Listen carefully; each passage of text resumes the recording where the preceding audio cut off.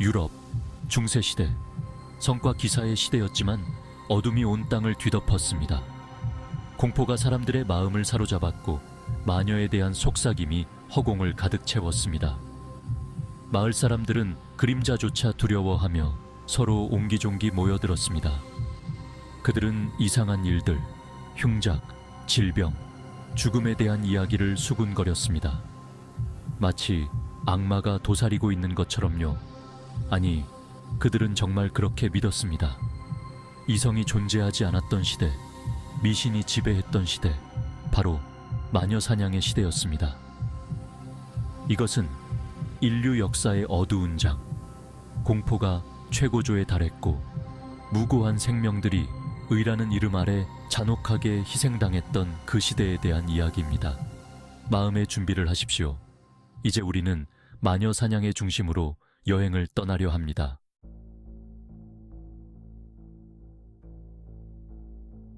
중세시대의 유럽을 떠올려 보십시오. 미신의 뒤 Shrouded in Superstition. 종교가 삶의 모든 면을 지배했고 교회는 막강한 권력을 휘두르며 법과 동일시되었습니다. 사람들은 선과 악, 두 가지 모두의 마법을 믿었고 그 경계는 종종 모호했습니다.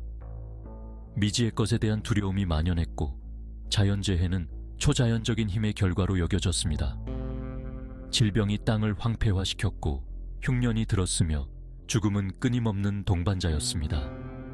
이처럼 공포와 불확실성이 가득한 시대에 사람들은 설명할 수 없는 현상에 대한 이유과 희생양을 찾았습니다. 그리고 악마와 거래하는 자들, 어둠의 힘을 가진 자들, 불행을 가져오는 자들에 대한 속삭임이 시작되었습니다. 공포와 무지가 만들어낸 이 속삭임은 곧 귀청이 터질 듯한 함성으로 커져갔습니다.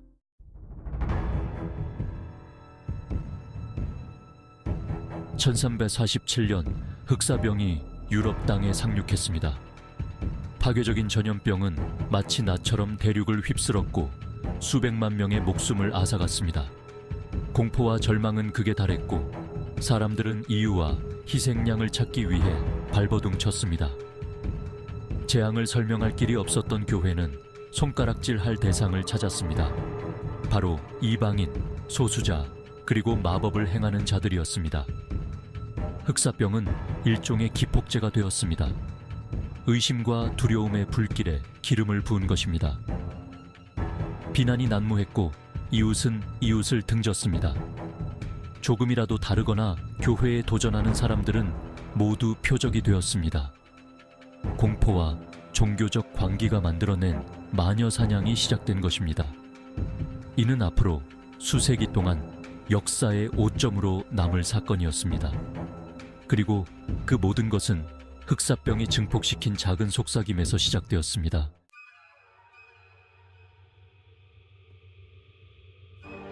중세시대의 권력의 중심지였던 교회는 마녀에 대해 강경한 입장을 취했습니다. 마녀는 악마와의 계약, 즉 이단으로 간주되었습니다. 이러한 믿음은 박해의 불길에 기름을 부었습니다.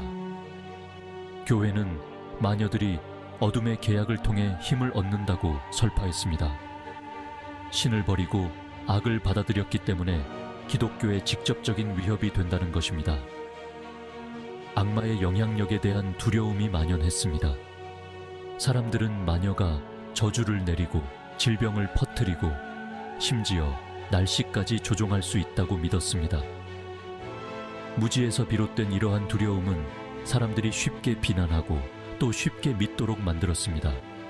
교회는 이러한 위협에 맞서기 위해 마녀 사냥을 승인했습니다. 이는 무작위적인 폭력 행위가 아니었습니다. 사회에서 악을 제거하기 위한 조직적인 노력이었습니다. 작은 속삭임에서 시작된 마녀 사냥은 곧 끔찍한 현실로 이어졌습니다.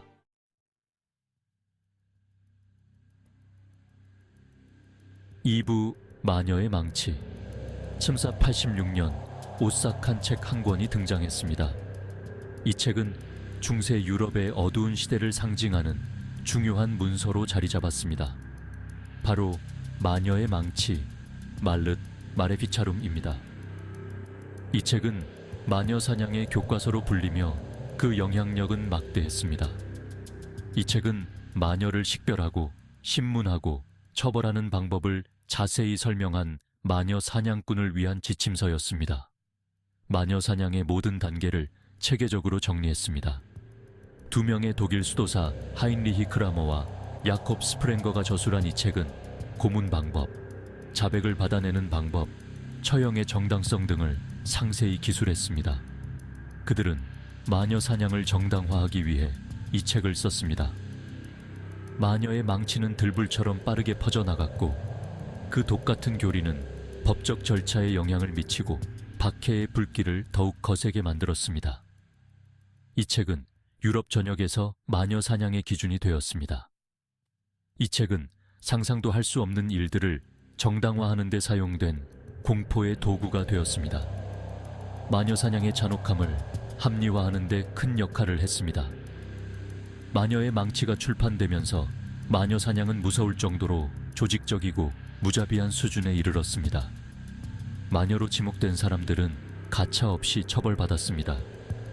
이는 유럽이 쉽게 회복할 수 없는 역사의 어두운 전환점이 되었습니다. 마녀 사냥의 상처는 오랫동안 남아 있었습니다.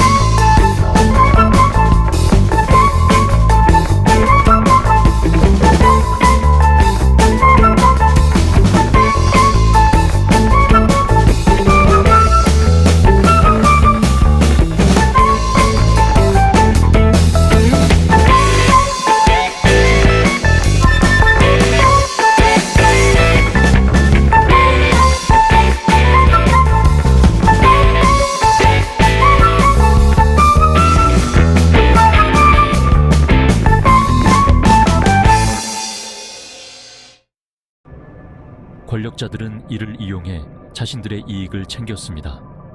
불에 달궈진 쇠를 맨손으로 잡게 하는 시련이 대표적인 예입니다. 이 시련은 피고인의 고통을 통해 진실을 밝히려 했습니다. 피고인은 뜨겁게 달궈진 쇠를 잡고 상처에 붕대를 감았습니다. 상처가 아물지 않으면 유죄로 간주되었습니다. 상처가 깨끗이 아물면 무죄, 그렇지 않으면 유죄였습니다. 이 과정은 피고인의 운명을 결정짓는 중요한 순간이었습니다. 물에 묶어 던지는 시련도 있었습니다. 이 시련은 물의 반응을 통해 피고인의 무죄를 판단했습니다. 강물에 던져졌을 때 몸이 뜨면 마녀이기 때문에 물이 거부하는 것이고 가라앉으면 무죄였습니다. 그러나 이 방법은 매우 위험했습니다. 하지만 가라앉은 사람들은 대부분 익사했습니다. 이로 인해 많은 무고한 사람들이 목숨을 잃었습니다. 이러한 시련은 정의를 조롱하는 잔혹하고 불공정한 처사였습니다. 이는 법의 본질을 왜곡시켰습니다. 미신이 이성을 압도하고 두려움이 법의 흐름을 좌 dictated the course of law. 사람들은 공포에 사로잡혀 이성을 잃었습니다. 무고한 생명이 무지의 재단에 희생되었습니다. 이러한 비극은 법의 이름으로 자행되었습니다.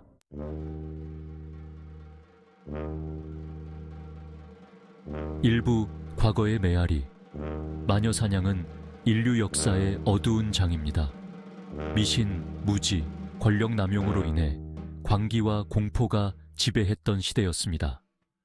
하지만 이 어두운 과거의 메아리는 오늘날에도 여전히 울려 퍼지고 있습니다. 마녀 사냥은 unchecked authority, 이성과 비판적 사고의 중요성, 그리고 취약한 사람들을 보호해야 할 필요성을 일깨워줍니다. 우리는 과거로부터 배워야 합니다. 어둠에 맞서고 불의를 마주해야 합니다. 그래야만 역사의 반복을 막을 수 있습니다. 마녀 사냥은 끝났을지 모르지만 정의, 이성, 동정심을 위한 싸움은 계속됩니다. 두려움과 박해 없는 세상을 만들어 고통받았던 사람들을 기억합시다.